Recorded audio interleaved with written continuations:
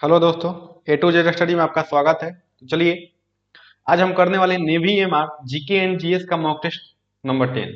ठीक है, जिसमें इंपॉर्टेंट 25 क्वेश्चन रहेंगे जो हम आज करेंगे। ठीक है, और हाँ, अ, इसको शुरू करने से पहले एक बात आपसे करना चाहूंगा। अगर आपने इस मॉक टेस्ट का वीडियो नहीं देखा है तो चैनल के प्लेलिस्ट में जाकर के आप 1 से 10 तक मॉक टेस्ट देख सकते हैं। ठीक है, और हाँ, और मॉक टेस्ट लगाने से पहले आप कॉपी और पेन लेकर के साथ में बैठिए और वीडियो को पॉज करके, ठीक है, वीडियो को पॉज करके आप क्वेश्चन कीजिए। जिसका जितना मार्क्स आ रहा है 25 क्वेश्चन में से, है ना, उसको आप कमेंट में जरूर शेयर कीजिए। ठीक है, बस इतना ही। और हम शुरू करने वाले, चलिए शुरू करते हैं। देखिए, पहला क्वेश्चन है हमारा कि अंतरिक्ष में जाने वाली पहली प्रथम महिला कौन, मतलब अंतरिक्ष में जाने वाली प्रथम महिला कौन है। ठीक है, अंतरिक्ष में जाने प्रथम महिला कौन है? Option A Kalpana Chawla, B है वेलेंटीना तेरेस्कोवा, और सी है सेनेन ल्यूसिड, और डी है पामेला मिलराव। तो बताइए इसका जो सही आंसर होगा वो क्या होगा। देखिए, इसका जो सही आंसर है वो होगा ऑप्शन नंबर बी, है ना, ऑप्शन नंबर बी, यानी वेलेंटीना तेरेस्कोवा। अंतरिक्ष में जाने वाली प्रथम महिला जो है वो कौन है? Valentina Tereshkova. और ये कब गई थी? ये गई थी 1963 में, और ये रहने वाली थी रूस की। ठीक है, यहां तक क्लियर हुआ आपको कि अंतरिक्ष में जाने वाली प्रथम महिला जो थी वो थी वेलेंटीना तेरेस्कोवा 1963 में, और ये रहने वाली थी रूस की। तो यहां तक अगर आपको कोई दिक्कत है तो आप कमेंट में आकर के पूछिए। ठीक है, तो चलते हैं। अगला क्वेश्चन है कि क्रिकेट से संबंधित है। क्रिकेट का मेलबर्न स्टेडियम किस देश में है ना? क्रिकेट का जो मेलबर्न स्टेडियम है वो किस देश में है? ऑप्शन है ब्रिटेन, बी है न्यूजीलैंड, सी है दक्षिण अफ्रीका, और डी है ऑस्ट्रेलिया। तो बताइए इसका जो सही आंसर होगा वो क्या होगा। मेलबर्न कहाँ है? तो मेलबर्न जो है आपका वो है ऑस्ट्रेलिया में, है ना। मेलबर्न जो है वो है ऑस्ट्रेलिया में। ठीक है, तो चलते हैं अगले क्वेश्चन की तरफ। अगला क्वेश्चन है विश्व तंबाकू निषेध दिवस कब मनाया जाता है? ठीक है, विश्व तंबाकू निषेध दिवस कब मनाया जाता है? 21 मई, 31 मई, की 11 जून, और डी है 1 अप्रैल। तो बताइए इसका जो सही आंसर होगा वो क्या होगा, है ना। विश्व तंबाकू निषेध दिवस कब मनाया जाता है? तो मनाया जाता है 31 मई को। ठीक है, विश्व तंबाकू निषेध दिवस है वो मनाया जाता है 31 मई को। ठीक है, तो चलते हैं अगले क्वेश्चन तरफ। अगला क्वेश्चन है हमारा कि दुनिया में कौन सा देश इंटरनेट का सबसे बड़ा उपयोग करता है, यानी दुनिया में ऐसा कौन सा देश है जो इंटरनेट का सबसे ज्यादा उपयोग करता है ना। इंटरनेट का सबसे ज्यादा उपयोग करने वाला जो देश है वो कौन सा है? ठीक है, ऑप्शन है चीन, बी है जापान, सी अमेरिका, और डी है भारत। अब बताइए इसका जो सही आंसर होगा वो कौन सा होगा। ठीक है, सबसे ज्यादा इंटरनेट का उपयोग करने वाला देश जो है वो होगा ऑप्शन नंबर ए, है ना, ऑप्शन नंबर ए यानी चीन। दुनिया में सबसे ज्यादा, है ना, दुनिया में कौन सा देश, दुनिया में सबसे ज्यादा इंटरनेट का उपयोग करने वाला जो देश है वो होगा चीन, यानी ऑप्शन नंबर ए। ठीक है, और ये जो है जनसंख्या में भी सबसे ज्यादा है, जनसंख्या में भी सबसे ज्यादा है चीन। ठीक है, तो चलते हैं अगले क्वेश्चन तरफ। अगला क्वेश्चन है हमारा डेथ वैली यानी मौत की घाटी निम्नलिखित में से किस मरुस्थल को कहा जाता है? जो डेथ वैली है, मौत की घाटी, वो किस मरुस्थल को कहा जाता है? तो बताइए इसका जो सही आंसर होगा वो क्या होगा, है ना। देखिए, आप वीडियो को पॉज कर सकते हैं और वहां पे, है ना, वीडियो को रोक करके आप सेट लगाइए। ठीक है, और जिसका जितना मार्क्स आता है कमेंट में जरूर शेयर कीजिए। ठीक है, तो चलते हैं। देखिए, इसका जो सही आंसर होगा ऑप्शन नंबर ए, यानी मुजावे मरुस्थल। डेथ वैली किसे कहा जाता है? मुजावे मरुस्थल को कहा जाता है। ठीक है, डेथ वैली मुजावे मरुस्थल को कहा जाता है। तो चलते हैं अगले क्वेश्चन तरफ। अगला क्वेश्चन है हमारा कि महावीर का जन्म किस क्षत्रिय गोत्र में हुआ था, है ना। किस क्षत्रिय गोत्र में हुआ था महावीर का जन्म? ठीक है, तो देखिए इसका जो सही आंसर है वो कौन सा होगा। ऑप्शन ए शाक्त, बी है लिच्छवी, सी है जांत्रिक, और डी है सल्ला, है ना। इसका जो सही आंसर होगा वो क्या होगा? देखिए, इसका जो सही आंसर होगा वो होगा क्या? ऑप्शन नंबर सी, यानी जांत्रिक कुल के थे। महावीर जो थे वो किस गोत्र से थे, किस क्षत्रिय गोत्र से, तो जांत्रिक। ठीक है, देखिए जैसे ही इसका वैकेंसी आएगा, है ना, उस समय से आपको टॉपिक वाइज वीडियो दिया जाएगा।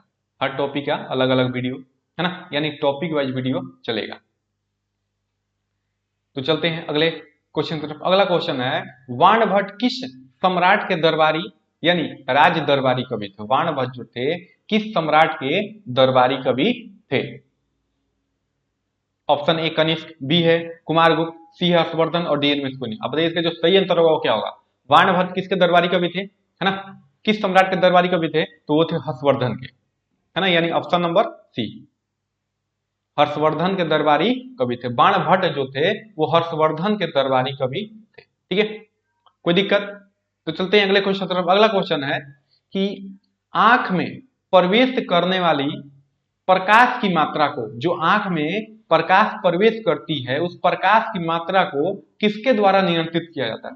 यानी हमारे आंख का ऐसा कौन सा भाग है जो प्रकाश की मात्रा को नियंत्रित करता है? तो बताइए इसका सही आंसर क्या होगा? ऑप्शन ए हमारा स्लेला स्लेरा, बी है आइरिस, सी है पुपिल और डी है सिलियरी बॉडी। तो आप बताइए इसका जो सही आंसर होगा वो क्या होगा, है ना? देखिए इसका जो सही आंसर होगा वो क्या होगा? इसका जो सही आंसर है वो है ऑप्शन नंबर बी, यानी आइरिस। आइरिस जो है इसे हम परिकारिका भी बोलते हैं। ठीक है, आइरिस जो है ये हमारे आंख में प्रकाश की मात्रा को नियंत्रित करती है, यानी अगर ज्यादा प्रकाश जाएगा तो ये पुतली क्या होता है? सिकुड़ जाता है, मतलब प्रकाश की मात्रा को ये नियंत्रित करती है आइरिस, है ना। इसलिए इसका जो सही आंसर होगा वो होगा ऑप्शन नंबर बी। तो चलते हैं अगले क्वेश्चन की तरफ। अगला क्वेश्चन है, मानव मस्तिष्क का सबसे बड़ा भाग यानी सबसे बड़ा हिस्सा कौन सा है ना? मानव मस्तिष्क का सबसे बड़ा हिस्सा कौन सा है?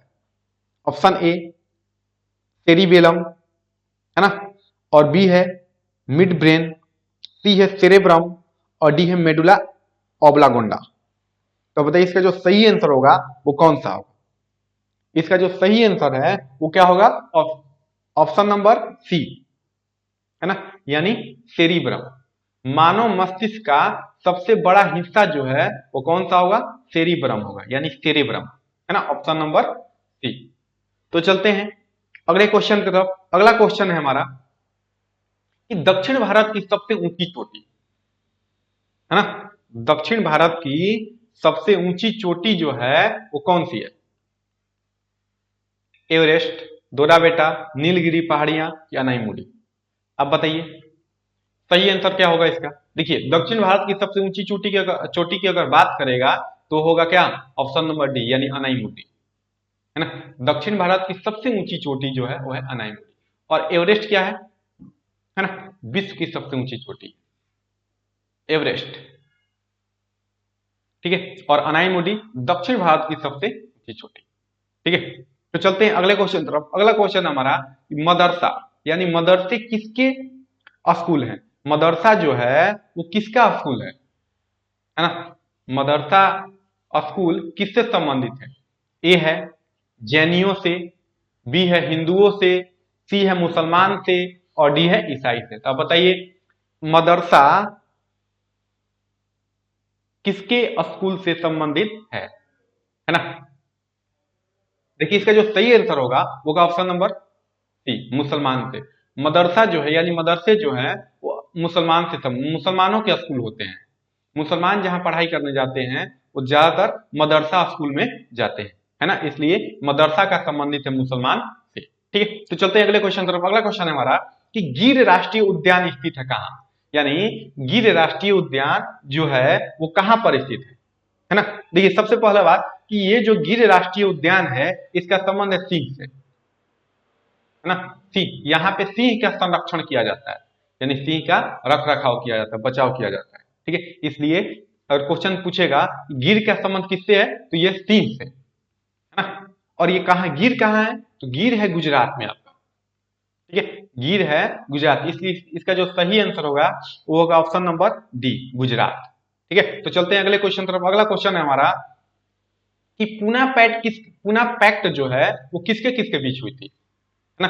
पूना पैक्ट किसके बीच हुई थी? ऑप्शन ए गांधी जी और इरविन के बीच में, बी है गांधी जी और जिन्ना के बीच में, सी है गांधी जी और एस.सी. बोस के बीच में, और डी है गांधी जी और अंबेडकर के बीच में। आप बताइए इसका जो सही आंसर होगा वो क्या होगा?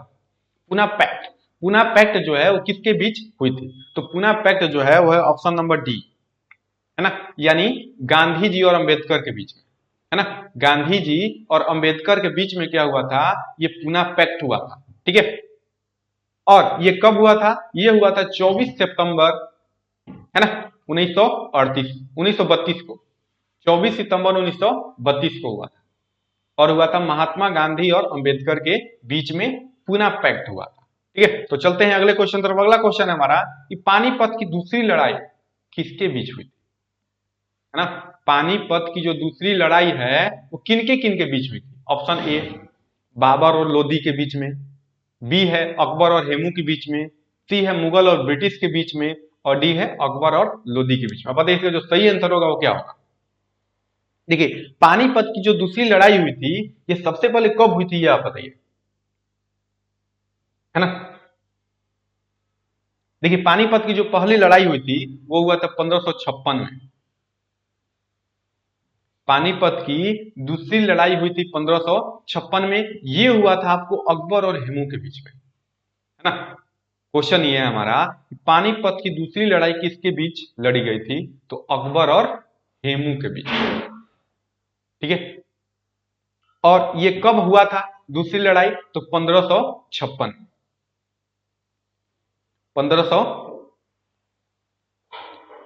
1556 में हुआ था अकबर और हेमू के बीच में। अब बात करें कि पानीपत की जो पहली लड़ाई है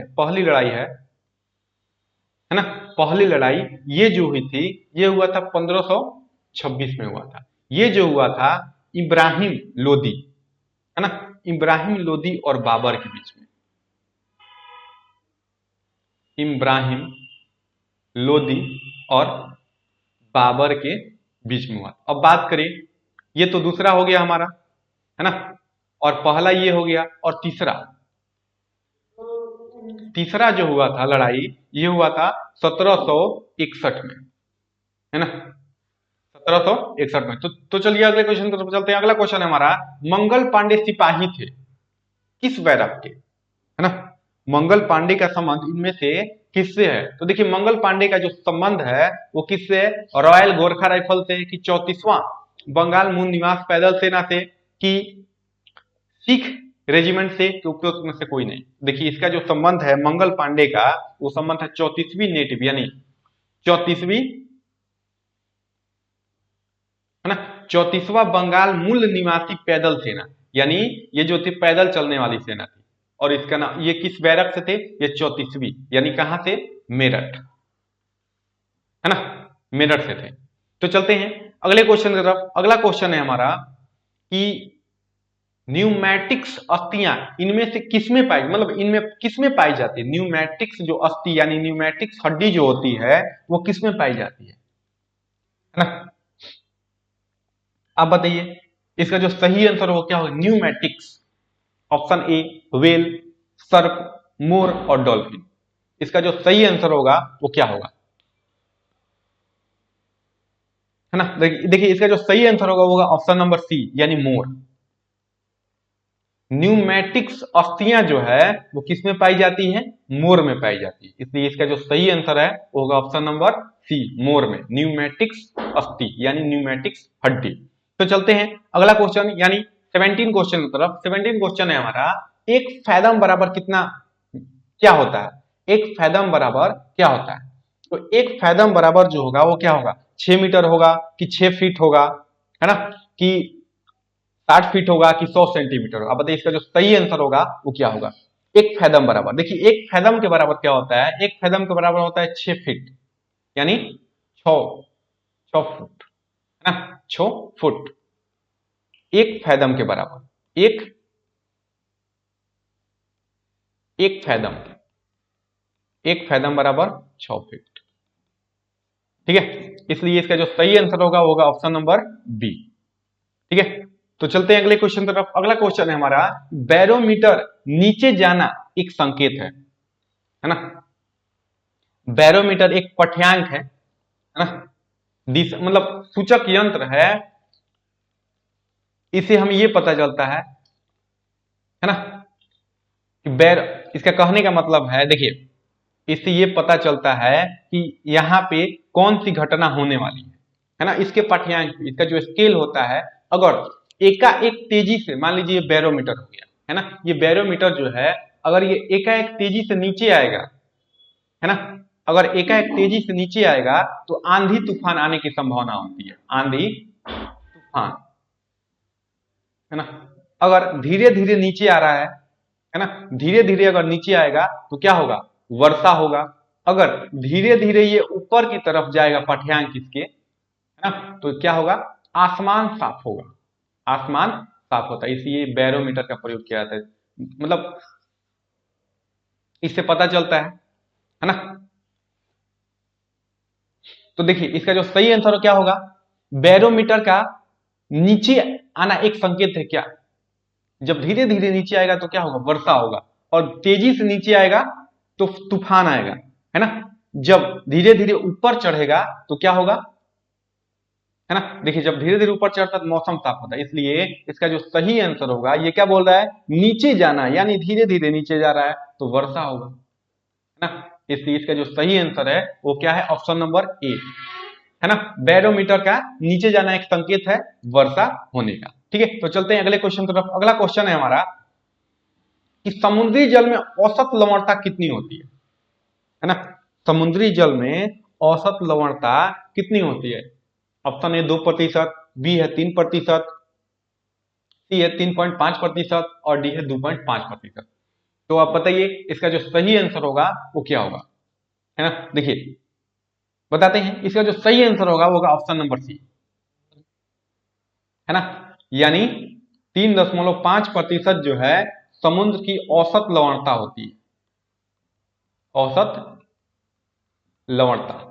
समुद्र की औसत लवणता कितनी होती है, 3.5%। ठीक है, तो चलते हैं अगले क्वेश्चन तरफ। अगला क्वेश्चन है हमारा, वॉशिंग सोडा का सामान्य नाम क्या है। वॉशिंग सोडा यानी धोने वाले सोडा का सामान्य नाम, है ना। वॉशिंग सोडा का सामान्य नाम क्या है, अब बताइए, कैल्शियम कार्बोनेट कि सोडियम कार्बोनेट कि कैल्शियम बाइकार्बोनेट कि सोडियम बाइकार्बोनेट। इसका जो सही आंसर होगा क्या होगा, देखिए इसका जो सही आंसर होगा वो होगा ऑप्शन नंबर बी, यानी sodium carbonate, sodium carbonate. Washing soda का जो सामान्य नाम है वह है सोडियम कार्बोनेट। अगर कहेगा खाने वाला सोडा का, है ना, खाने वाला सोडा, खाने वाला सोडा जो है वो कौन सा है, सोडियम बाइकार्बोनेट। ठीक है, और धोने वाला सोडा कहेगा यानी वॉशिंग सोडा, वो कौन सा है, सोडियम कार्बोनेट, और बाइकार्बोनेट जो है खाने वाला है। ठीक है, तो चलते हैं अगले क्वेश्चन तरफ। अगला क्वेश्चन है, राष्ट्रीय ग्रामीण रोजगार गारंटी योजना किस महापुरुष के नाम पे शुरू किया, यानी जो राष्ट्रीय ग्रामीण रोजगार गारंटी योजना जो है ना, राष्ट्रीय ग्रामीण रोजगार गारंटी योजना, ये किस महापुरुष के नाम पर दिया जाता है, ये किस महापुरुष के नाम पे दिया जाता है। राजीव गांधी, बी है महात्मा गांधी, सी है इंदिरा गांधी और डी है जवाहरलाल नेहरू। अब बताइए इसका जो सही आंसर होगा क्या होगा, है ना। राष्ट्रीय ग्रामीण रोजगार गारंटी योजना जो दिया जाता है वो दिया जाता है ऑप्शन नंबर बी, यानी महात्मा गांधी के नाम पे, है ना, ऑप्शन बी, महात्मा गांधी के नाम पे राष्ट्रीय ग्रामीण योजना दिया जाता है। ठीक है, अगर आपको यहां तक कोई दिक्कत है तो आप कमेंट में आकर के बोल सकते हैं। और हाँ, अगर आपने हमारा पार्ट 1 से 9 तक अगर वीडियो नहीं देखा है तो आप चैनल के प्लेलिस्ट में जाकर के आप वीडियो को देख सकते हैं, है ना। और हाँ, सेट लगाना बिल्कुल भी मत भूलिए, जिसका जितना मार्क्स आ रहा है वो अपने कमेंट में जरूर शेयर कीजिएगा। ठीक है, तो चलते हैं अगले क्वेश्चन तरफ। अगला क्वेश्चन है हमारा कि भारतीय संविधान के किस अनुच्छेद को, है ना, भारत का जो संविधान है, भारतीय संविधान के किस अनुच्छेद को डॉक्टर भीमराव अंबेडकर, है ना, डॉक्टर भीमराव अंबेडकर ने भारतीय संविधान का हृदय और आत्मा कहा है, बताइए। भारतीय संविधान का हृदय और आत्मा संविधान के किस अनुच्छेद को कहा गया है और किसने कहा था? ये तो आपको पता ही है, डॉक्टर भीमराव अंबेडकर ने कहा था, है ना। और किस अनुच्छेद को कहा था? तो वो कहा था अनुच्छेद 32। डॉक्टर भीमराव अंबेडकर ने क्या बोले थे, है ना, अनुच्छेद 32 को भारतीय संविधान का हृदय और आत्मा कहा है। ठीक है, इसलिए इसका जो सही आंसर होगा वो होगा ऑप्शन नंबर डी। ठीक है, इससे ये भी क्वेश्चन बन सकता है कि भारतीय संविधान को, है ना, हृदय और आत्मा किस अनुच्छेद को हृदय और आत्मा कहा जाता है? अनुच्छेद 32। और किसने कहा था इसे? तो भीमराव अंबेडकर ने। तो चलिए चलते हैं अगले क्वेश्चन तरफ। अगला क्वेश्चन है हमारा कि भारत के संविधान को संविधान सभा द्वारा कब अपनाया गया? भारतीय संविधान को, है ना, संविधान सभा द्वारा कब अपनाया गया? देखिए, इसका जो सही आंसर होगा वो क्या होगा, आप बताइए। देखिए, संविधान जो है ना, बनकर के कब तैयार हुआ था? ये हुआ था 26 नवंबर, है ना, 26 नवंबर 1949 को।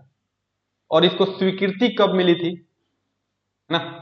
ये जो है, ये क्वेश्चन आप बताइएगा कमेंट में करके। ठीक है, भारतीय संविधान को, है ना, भारतीय संविधान को संविधान सभा द्वारा कब अपनाया गया? ऑप्शन ए है आपका 26 जनवरी 1950 को, बी है 26 जनवरी 1949 को, और 26 नवंबर 1950 को। ये आपको बता देते हैं, ये जो भारतीय संविधान है इसको बनाया गया था कब? ये बनकर के तैयार हो गया था 26 नवंबर, है ना, 1949 को। और बनाने में कितना टाइम लगा था? 2 वर्ष, है ना, 11 महीना, है ना, 11 मंथ और 18 दिन। 2 वर्ष 11 महीना 18 दिन इसको बनाने में समय लगा था। ठीक है, आपके लिए क्वेश्चन है कि भारत के संविधान को संविधान सभा द्वारा कब अपनाया गया? ये आप कमेंट में जरूर बताइएगा। ठीक है, अगर आप नहीं बताइएगा तो अगले वीडियो में हम बता देंगे। ठीक है, क्वेश्चन नंबर 23। तो चलिए अगला क्वेश्चन है हमारा, अलीगढ़, है ना, अलीगढ़ आंदोलन के संस्थापक यानी पिता किसे माना जाता है? बताइए। अलीगढ़ आंदोलन के संस्थापक या पिता किसे कहा जाता है? राजा राम मोहन राय, बी है सर सैयद अहमद खान, है ना, सी है वेदांत शर्मा, और डी है स्वामी जी। आप बताइए इसका जो सही आंसर होगा क्या होगा? अलीगढ़ आंदोलन जो है इसके प्रणेता यानी इसके जो संस्थापक थे वो सर सैयद अहमद खान थे, है ना, सर सैयद अहमद खान। इसलिए इसका जो सही आंसर होगा होगा option number B, sir Syed Ahmad. Aligarh आंदोलन के संस्थापक जो थे सर सैयद अहमद खान थे। ठीक है, तो चलिए चलते हैं अगले क्वेश्चन की तरफ। अगला क्वेश्चन है हमारा कि दादा साहेब फाल्के पुरस्कार किस वर्ष में स्थापित, यानी दादा साहेब फाल्के पुरस्कार जो है किस वर्ष से दिया जा रहा है? ठीक है, दादा साहेब फाल्के पुरस्कार किस वर्ष से दिया जा रहा है? ऑप्शन ए 1963, बी है 1965, और सी है 1967, और डी है 1969। आप बताइए इसका जो सही आंसर होगा वो क्या होगा? देखिए, इसके लिए एक अलग से वीडियो बनाएंगे कि इसको कब पहला पुरस्कार दिया गया, है ना, कौन सा पुरस्कार दिया गया था। जब टॉपिक वाइज जब हम सब्जेक्ट शुरू करेंगे तब हम इसके लिए अलग से एक वीडियो लेकर के आएंगे। ठीक है, तो चलते हैं अगले क्वेश्चन, इस क्वेश्चन में, इसके आंसर में। तो इसका जो आंसर क्या होगा, दादा साहेब फाल्के पुरस्कार किस वर्ष से स्थापित किया गया था? तो ये जो था ऑप्शन नंबर डी होगा, है ना, 1969 में। 1969 में, यानी 1969 से दादा साहेब फाल्के पुरस्कार दिया जा रहा है। ठीक है, इसलिए इसका जो सही आंसर है ऑप्शन नंबर डी, 1969। तो अगर आपको यहां तक कोई दिक्कत है तो आप कमेंट में आकर के पूछ सकते हैं, है ना। और हाँ, आप अपना मार्क्स शेयर करना बिल्कुल भी मत भूलिए। ठीक है, जिसका जितना जितना ही मार्क्स आ रहा है वो कमेंट में जरूर शेयर करें। ठीक है, और हाँ, अगर आपने इसका पार्ट 1 से पार्ट 2 तक अगर मॉक टेस्ट नहीं देखा है तो चैनल के प्लेलिस्ट में जाकर के आप हमारा मॉक टेस्ट देख सकते हैं, है ना, जिससे आपको ये पता चले कि एग्जाम में किस प्रकार के क्वेश्चन आते हैं, ठीक है, और आप ज्यादा से ज्यादा स्कोर कर पाए एग्जाम में। तो चलिए आज के लिए बस इतना ही, और फिर आगे कल मिलते हैं अगले नेक्स्ट 25 वीडियो के साथ।